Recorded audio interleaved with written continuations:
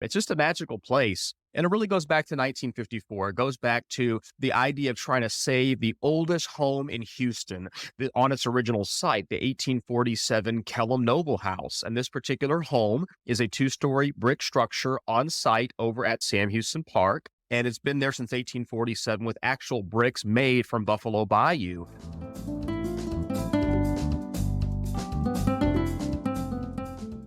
Thank you for joining us for another episode of Spotlight Houston, where we bring you the best of the people, places, and events in Houston. This week, we stroll down Houston's history with Mr. McKinney and the Heritage Society. And now your host, Blanca Quezada. Hi, and welcome. I am so excited to have the one and only Mr. McKinney on the show today because he's the most knowledgeable person that I know about Houston's history. And he's also so much fun. He's here to tell us all about the Heritage Society. So, Mr. McKinney, it's great to have you here. We have a lot to talk about. But first, I want everyone that hasn't heard of you to know who you are because you're so knowledgeable about everything that's happened in Houston over a couple of centuries. So I know that you're one of Houston's ambassadors through Houston First, and you get to host international journalists that visit our city. Plus, you also work with many organizations. He had several historical boards and nonprofits, and he is the Heritage Society's board marketing director. But I think, Mr. McKinney, maybe most people know you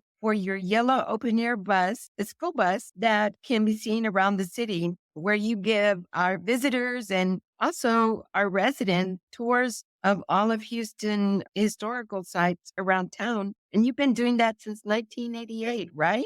Oh, the school bus is actually 88. I've been doing it professionally since 2002. Mr. McKinney's Historic Houston was launched January 22nd, 2002. But overall, I've been doing this all my life, and I'm a native Houstonian. And it's an honor to be on the show. And I'm so excited to be able to talk about the Heritage Society and, what we do. And Mr. McKinney's Historic Houston and the Houston History Bus have partnered up with the Heritage Society for numerous years now. Actually, I'm producing a really fun event that's going to happen next month. It's all about Houston's birthday. So we're excited to be able to talk about that as well. And yeah, it's just a great experience and being plugged into Houston's history, different organizations, including the public libraries, Julie Addison Building. I serve as the president of the Friends of the Texas Room, and the archives that we have there also connect with lots of the exhibits that we do over at the Heritage Society. It's just a magical place. And it really goes back to 1954. It goes back to the idea of trying to save the oldest home in Houston on its original site, the 1847 Kellum-Noble House. And this particular home is a two-story brick structure on site over at the Heritage Society in Sam Houston Park.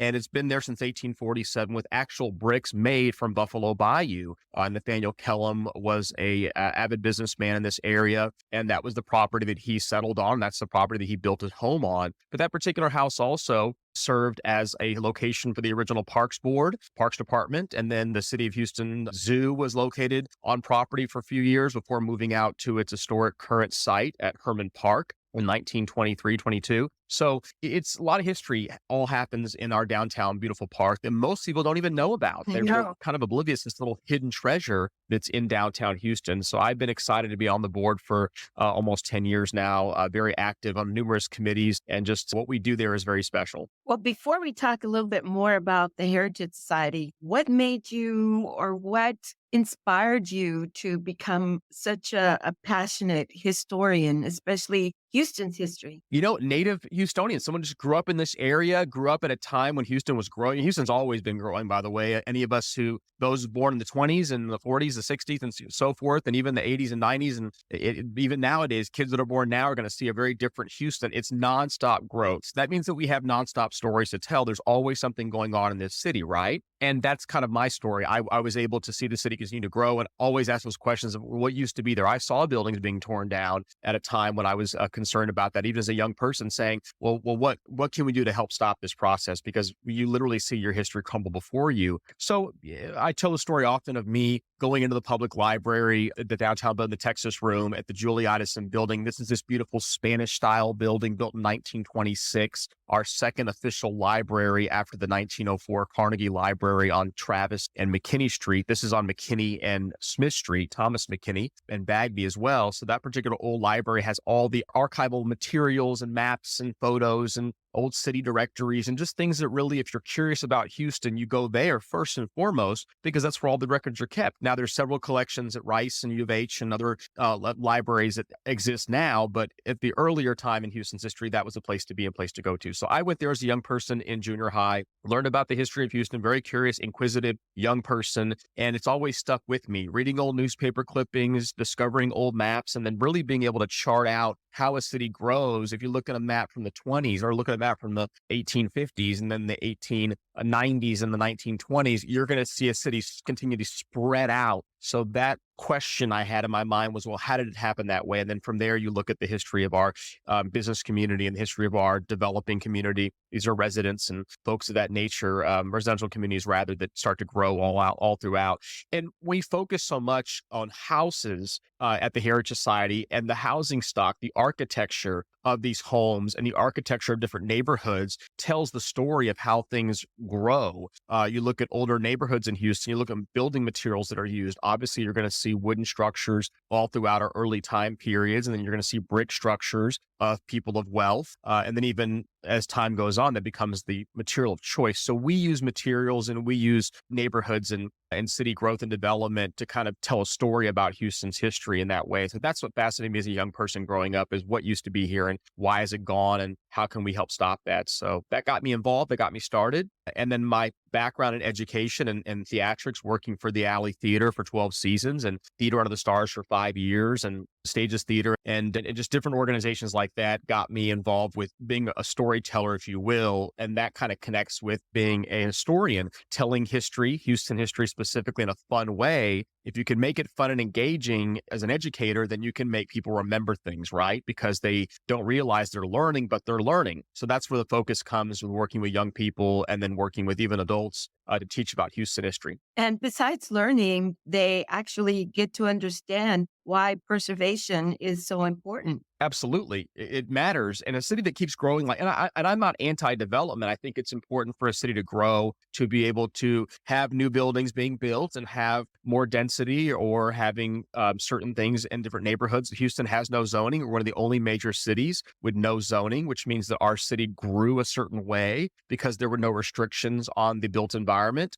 Besides deed restrictions, which typically only focus on residential areas. So that over time allowed the city to grow in a unique way. And that's kind of what we talk about too. So, but with the library and the collection that we have that we all have, we as in all of Houston, all these citizens own these historical images. We use these old black and white photos to be able to tell a story kind of about Houston's past. So black and white photos, old photos, are what I use on all of my tours and experiences so that people can learn about the history of Houston. And there are amazing documents also at the Idison building that's part of the Houston Public Library. And so we're very fortunate that the Idison building is still standing, and also fortunate that a lot of other buildings are still there for us to enjoy, because a lot, like you mentioned earlier, a lot of buildings came down. You're absolutely right. When it's a testament to Houston's growth, so good or bad, we're going to lose these structures. So we have to make sure we at least save the history back. So that's why the Heritage Society is so valuable, because they're the ones that recognize, by saving these historic homes, putting them in one location, utilizing them as a teaching tool. And the very first house we actually moved to the park was in 1956. We got the Nichols Rice Cherry House. And that was significant because that particular home has several different famous owners, most notably Emma Richardson Cherry, a well-known artist, but also you have William Marsh Rice. So that house was the first one moved to the park and really kind of started the snowball effect of, well, what other houses can we bring to the table that can teach Houston history? Yeah, I think the Heritage Society is best known for their homes in Sam Houston Park. I know that the Yates home is really important in that area also, plus some more homes. And so there's a lot of history there that can be told. Absolutely. And we can learn so much from these people and their inhabitants, right? What kind of furniture they had back in those days, what kind of comfort restraints they have, right? I mean, there wasn't air conditioning in many homes. We only have one actually that was originally built with air conditioning, this beautiful 1905 Stati House, we call it. It was a home of great stature in the Westmoreland neighborhood, so they could afford to have air conditioning, and it was something that could be done. But really, you just learn about how a community evolved and lived in our city's past. And that's what's so special about that. I travel a lot. I travel to many cities in Texas for different lectures that I do, or consult on different projects in Los Angeles and Miami and other places in Chicago, New York as well. And these places may have one or two historic homes in their city's parks or as teaching tools, but Houston has an astounding 10 historic structures in one location, different types of buildings from different types of social economic individuals. And what makes the Heritage Society unique is that we can really tell the story of cultural groups within Houston, whether it's the African American experience, whether it's the Hispanic experience, whether it's the German experience, French experience, Swiss experience. You have so many different stories that we can tell because we have the property physically. So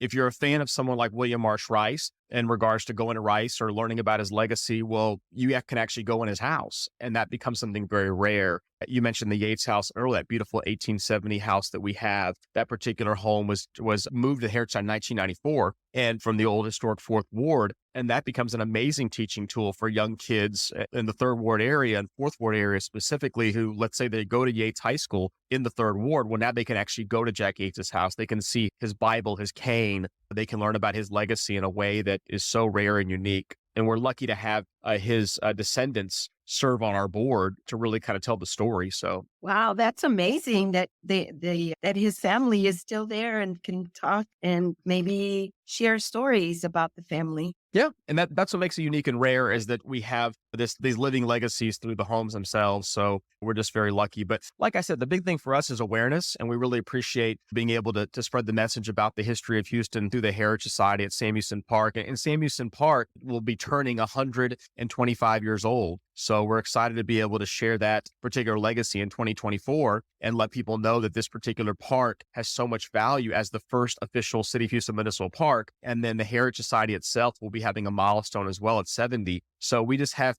we have reasons to celebrate in 2024 overall, and be able to remind people that this question is often asked: where's Houston's History Museum? Where is it? When we don't have one. And the truth of it is, we do have a Houston History Museum. It may not be called that. Our original name was the Harris County Heritage Society. And we really have been Houston's museum since 1954, preserving the history of the city. Right. And it's not only the homes that you have. I guess the Heritage Society is known for the homes, but there's so much more that the Heritage Society offers to visitors. Absolutely. Beyond the tours that we offer in the homes themselves, we've been known to do specialty events like the candlelight tour that happens in the holiday season, where the homes are decorated. And if you already have taken a tour of the homes, we invite people to rediscover the house, if you will, during the holiday season, because we've often been able to tell the stories of how these different communities operated, these different cultures operated within the holiday season by going into their homes. And so that's been a treasured program at the Heritage Society for many years. And we brought it back a couple of years back under the leadership of Allison Bell, our executive director, and Minette Basil, our board president. They've been really instrumental in making sure that we bring back some of these great traditions. So we're on the way with that. And we just, a couple of weeks ago had our big Juneteenth celebration, and I had stuff there. And now that we're in the gearing up for 4th of July, here we are really excited about the idea of being able to invite people back to the park to kind of rediscover the space. And then next month, we're doing something really special to celebrate Houston's birthday in August. We're doing the Happy Birthday Houston event that I have the pleasure of chairing, and Councilmember Robert Gallegos, who's District I historian District I rather. I serve as a District I historian, but he's District I, which is downtown Houston. He's someone who cares greatly about the city's history as a native Houstonian himself, and he's somebody who has been very supportive of the Heritage Society. So he serves as the honorary chair for Happy Birthday Houston, and that's going to be the last week in August. Well, so you have to come back and talk to us about that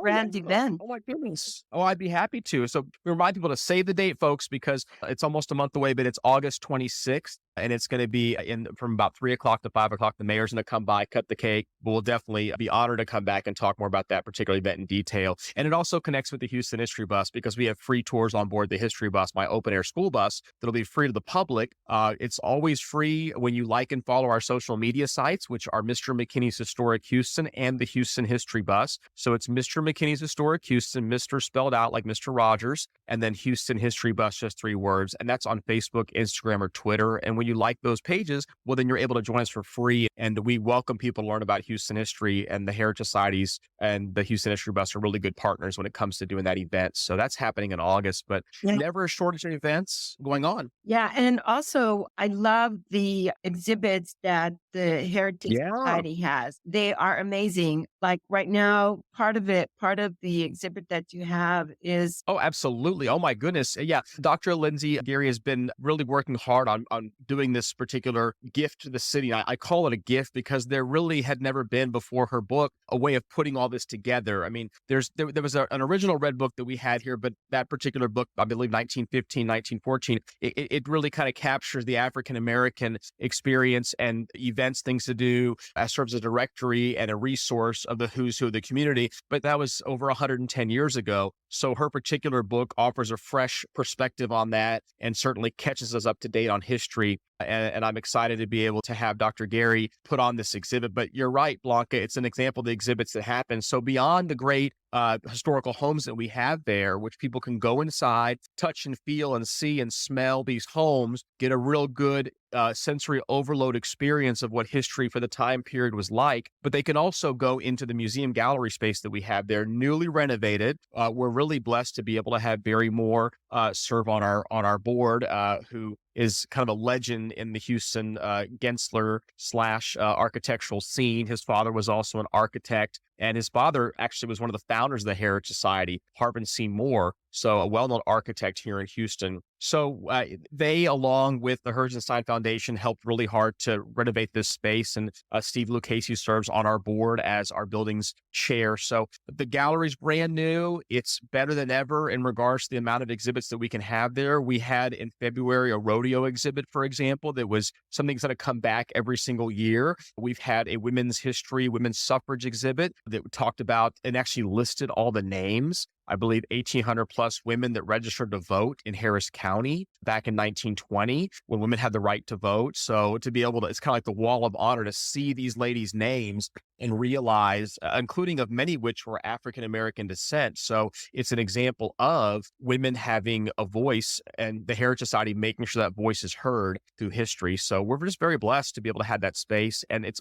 always air conditioned, always cool. The homes are also air conditioned, which is important to note as well. But, you know, if you want to escape the heat, that's a good place to go as our gallery. So yeah, the Red Book exhibit happening now until the end of August is so critical that people check out because you'll learn about the history. And do you still have the Mexican history mural project going on? Absolutely. That is a permanent mural and exhibit that's there. And this particular mural is valuable because it really is the only mural that we have in downtown Houston that really focuses on the history of the Mexican-American experience. From the 20th century, the entire 20th century. So we're going to take you back to the start of it, really about 1910, when we had our large migration of members of the Mexican community. There's wonderful murals all throughout the Golfton area, for example, and Second Ward, as Segundo Barrio, and sprinkled all throughout Houston, but not in downtown, that really focuses on that. So that's important. And to this day, it is by far the largest concentration. Most people do know the Rebirth of a Nation that's right there on Canal Street. That's a beautiful mural in the East End that talks about the struggle and the history of that community. But it's about the 20th century for us at the Heritage Society, which is where we had the most amount of strides and growth. My mom is from Mexico. So when it comes to being able to tell the story and the contribution of Mexican Americans in Houston, Texas, from many different standpoints, I serve on the board of LULAC Council 60, for example, and also on the board of the C60 Corporation. And we have that historic house on Bagby Street. Many people wanted that house to be moved to the Heritage Society. It's a house in the Westmoreland, an Avondale area of Houston specifically, but it's something that's not going to be moved now. It's going to stay in its original site. And that's really the birthplace of the civil rights movement for the Hispanic community in Houston. Back in 1934, at the creation of LULAC, people like Felix Morales and Felix Tijerina and John J. Herrera, and these are folks that started programs that were significant to letting people know in the 1930s that the Mexican population deserved to have basic rights and be treated differently than they were being treated at the time, because most people are familiar with some of the things that happened in the African-American community. Well, there were similar scenarios happening to other communities in regards to the prejudice that existed. And LULAC was so instrumental in reminding people that we needed to get together to have a voice. Yeah, and a lot of people don't know this Mexican history of Houston. So that's great that you're able to do this visual history through the mural project. And what I love about the mural too is not only does it have, Lydia Mendoza's featured on the mural. We mentioned Felix de Harina, even contemporary folks like Yolanda Black Navarro, for example, and like Gracie Sines, people that are still with us now. And why that's so valuable, we did a really fun TV segment with Maggie Flecknoe of Houston Happens and the Heritage Society and Mr. McKinney's Historic Houston over at the Heritage Society about 3 or 4 years ago. And we actually had the pleasure of having Gracie Sines join us on television. So here she was, and Christina Morales, state representative, is on the mural as well. So to have these living legends be present as they get to talk to young people at that particular time was kids from Sam Houston High School in the North Side, but they were able to really be able to talk to the kids and just kind of tell their story. And people are going to listen when it's someone standing in front of you and they're also immortalized in a visual mural that they've along with so many other important people too. Well, I also heard that you have a Taylor Swift exhibit. We did. Actually, we had the actual guitar. It was part of the Houston Livestock Show and Rodeo History exhibit that was in February. And we're going to probably bring it back. We're going to bring back some more of that livestock show. The Houston Fat Stock Show and Rodeo, as it originally called, was founded back in 1932. Their very first rodeo was in 1932, but actually, they were started in 1931 in the coffee shop of the 1929 Texas State Hotel off of San Jacinto and Rush Street, as some people know. So the history goes deep in Houston, over 90 years. So they reached out to us. They realized that we have a large audience and a great touring. When people come to visit Houston, they typically will be kind of directed towards us, which we do appreciate because we always like to remind people if you're on one of those heritage tourism visits to Houston, or if you just want to know why is Houston special, right? Why does Houston matter? Why is it a city that is the 4th largest city, hopefully soon to be 3rd largest city? And the secret, I think, to our success is so reflected in the Heritage Society's mission of telling all stories. Houston has always, since 1836, never really been a majority. It's always been a melting pot. It's always been a third of like different populations. And that's because it's always been a very welcoming city. So when you're a city that has somewhat of an even playing field, right? Houston doesn't really care how much money you have or who your pedigree, your family is. All we care about in Houston is if you're willing to come here and work hard, then you're welcome to be part of the business community. And that's what's been Houston's success. It's allowed people to travel here and to make this their city. And that's kind of why Houston's so diverse. It's because it's so hospitable and so welcoming. We really are a pro-business city. And when you have that kind of mindset, you allow people to all care about working together. I always say this too, Houston doesn't really cares about one color, and that color is green. So as long as you're willing to work hard and contribute to the city's overall growth and business, then you're welcome here. Does the Heritage Society offer any special programs for children? Yes, we offer a variety of programs, and we've actually been doing that since 1954. It's been that whole concept of education has been really the strong cornerstone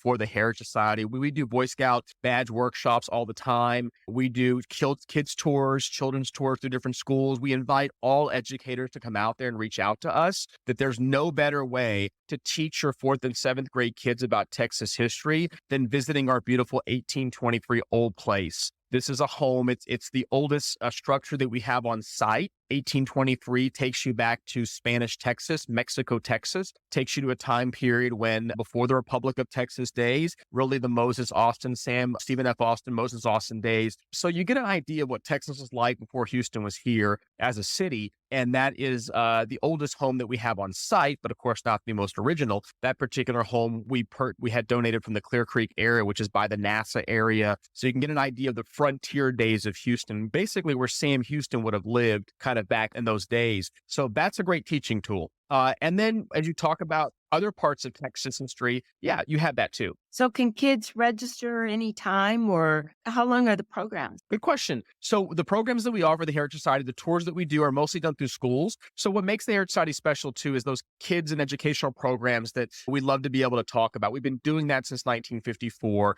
And there's different ways that young people can come experience the Heritage Society. Certainly, first and foremost, the school educational tours that we offer that are when the school educators educators reach out to us saying we'd like to plan a field trip. The field trips are our most popular way to get large groups of kids here. But, everything we do at the Heritage Society is very family friendly. So a parent can bring their kids. Homeschool groups are also very popular here. And there's different types of teaching tools. I'll talk about the 1823 Old Place house that we have here. It's the oldest structure that we have on site. And that really takes you to the 1820s when this was Spanish Texas, Spanish Mexico, and the early days before Houston was Houston back in 1836. So if you want to learn about what life was like when Sam Houston was living here in this region, that 1823 log cabin old place home is a great teaching tool where kids can go inside the house, walk around, touch and feel. It's a very interactive space. And we also have a old general store. This is a replica of a general store that was in Egypt, Texas, that's inside the actual gallery space. So it's kind of reminds me of the Children's Museum, if you will, where the kids can walk around and touch and feel and be able to play with things in that space. So that kind of makes it special, unique, and different. In addition to that, too, we have been known in the past to host educator workshops where we have 4th and 7th grade Texas history teachers that will come in the Heritage Society and do different programs for their continuing education and credit hours. And that's been offered in the past, things that we'd like to also continue to bring back after COVID. So those are things. So I invite all educators to get to know us by subscribing to our email list online, definitely following our social media sites, Heritage Society on Instagram, the Heritage Society on Facebook, and going to heritagesociety.org on the website itself is going to get you all linked to this information where educators should be following us first and foremost. And we're really big about outside the box. Maybe they are talking about a certain time period, whether it's the oil boom, and they want to talk about the Sedai House and how that impacted the community. Maybe it's people that are tied into higher education, like William Marsh Rice's legacy through Rice University, that want to come bring their collegiate students or graduate students to the Heritage Society to tour that home. So there's lots we can learn about by just plugging into the buildings that are here and the history. We welcome all Boy Scout groups and even Girl Scouts and Brownies and things of that nature. We invite these young people to come here and learn about the history. The Boy Scouts specifically, they have different badges that they need to get, and we can offer programs that kind of connect with that. We've been very successful since the beginning of working with Boy Scouts and also volunteer opportunities for young people as well. And then we do the field trips through schools and homeschools, and educators reach out to us all the time to be able to book something at the Heritage Society where we take the groups in different homes, and they can even have their lunch in our Conley Plaza by the mural, the mural that focuses on the history of the Mexican-American community in the 20th century. That can also be accomplished too by kind of just exploring the space. And we're in a beautiful park. What is the most important thing that you want our listeners to know about the Heritage Society? Because it has so much to offer visitors and a lot to learn, a lot to understand. But what do you consider to be the most important? Definitely our greatest asset is the homes that we have, not because we've done something important for preservation. We've saved a piece of Houston history from these different neighborhoods. These houses would have otherwise been demolished, and we were able to acquire the homes through contributions and working with the city of Houston by being able to put them there. But the homes are invaluable. They are absolute teaching tools of the highest degree. There's no substitute for going into a space that somebody's lived in. It's the most intimate and personal thing that we have as human beings, our domicile, where we reside, where we sleep, where we eat, we break bread, where we learn and relax and make memories in our families. And the Heritage Society offers that. And we just happen to have these homes of folks like Eugene Pilot and Jack Yates and Joseph Stedai and William Marsh Rice and just Zariah Noble. These are people that have shaped this city in such a way that it gives us great honor to be able to tell their stories. So that to me is our greatest gift to the city, is that we have these assets that if they were gone, you'd be learning about this at the library, but in books. And it's different. It's way different to be able to go there. And we need the help of the public. We need the public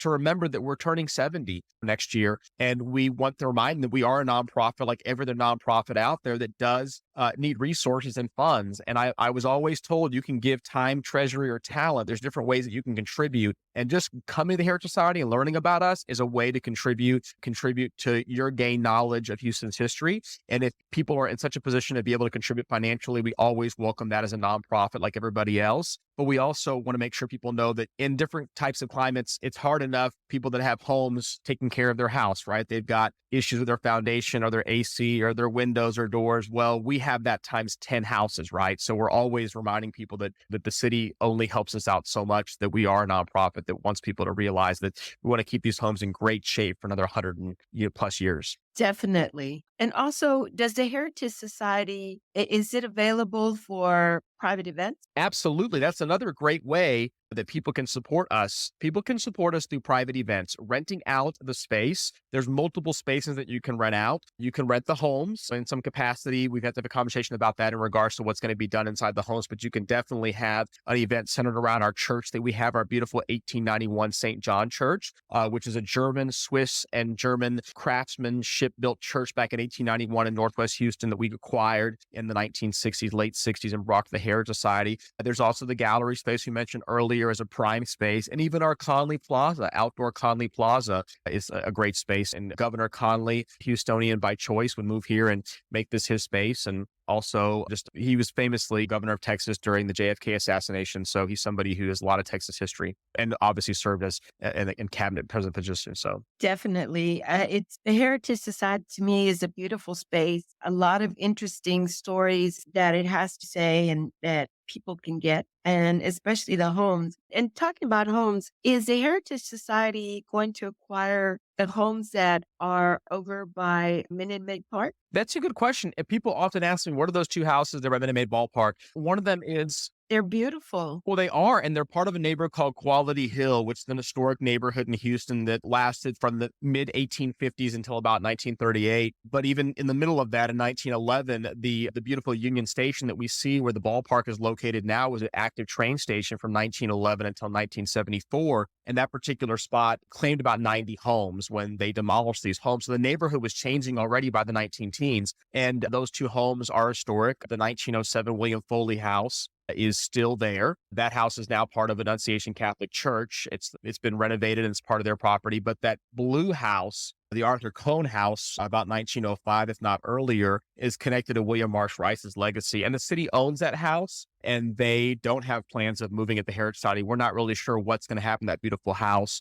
Be plugged into Houston history. So if you care about Houston history and want these structures to be around, following Mr. McKinney's Historic Houston, following the Heritage Society on social media is going to keep you plugged in to the history behind the city, including what happens to those homes, that home specifically, because that blue house is a little bit up in the air, but it likely will not be moved to the Heritage Society. We already have a significant challenge owning and maintaining 10 historic structures, and that particular house would take up, I guess, some valuable real estate within the park itself. So I don't foresee there being any new houses added to the Sam Houston Park because the park is so programmable. It's used for the Susan G. Komen race and for different events that happen year round.